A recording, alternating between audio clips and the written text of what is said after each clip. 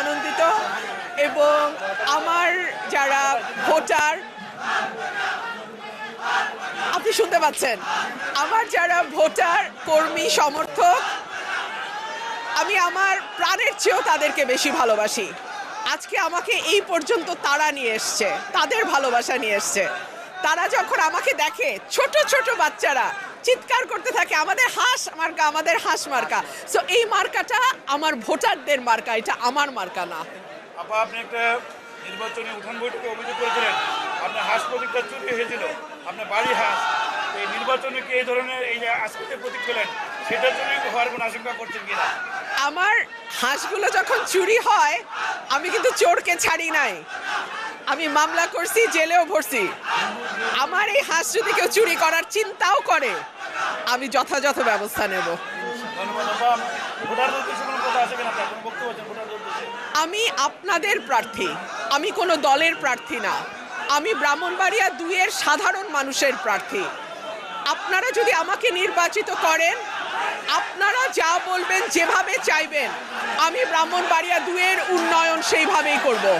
ইলেকশনের যাত্রা আজকে থেকে অফিসিয়ালি শুরু হবে এবং আপনারা জানেন যে আমরা প্রায় দীর্ঘ 17 বছর পরে আমাদের যে গণতন্ত্রের প্রতি যে আমাদের যে কমিটমেন্ট, সেই কমিটমেন্টের সমাপনীটা হবে আগামী 12 ফেব্রুয়ারি নির্বাচনের মাধ্যমে।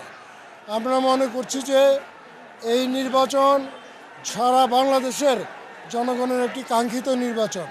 এই নির্বাচনকে সামনে রেখে এই দেশে গণতন্ত্র প্রতিষ্ঠিত হবে এবং সেই গণতন্ত্রের একজন সহযোদ্ধা হিসেবে আমি নিজেকে গৌরবান্বিত মনে করছি এবং আমরা মনে করি যে এই নির্বাচনে আমাদের মাননীয় চেয়ারম্যান জনাব তারেক রহমানের নেতৃত্বে একটি সুন্দর গণতান্ত্রিক বাংলাদেশ, স্বনির্ভর বাংলাদেশ আপনার জাতিকে উপহার দিবে।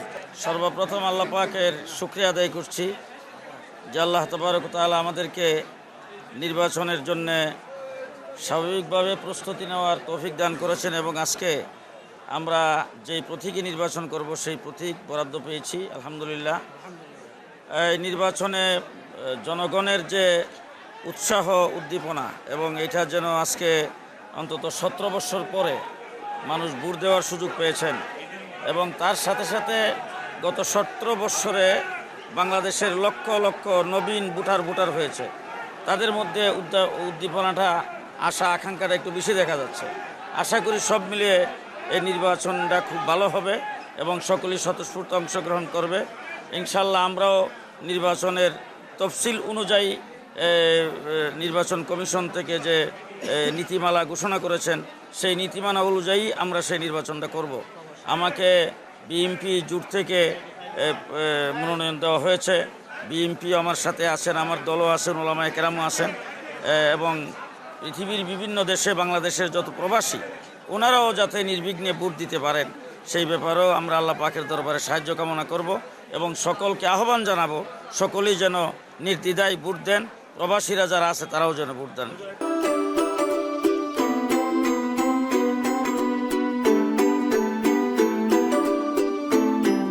From Nestlé.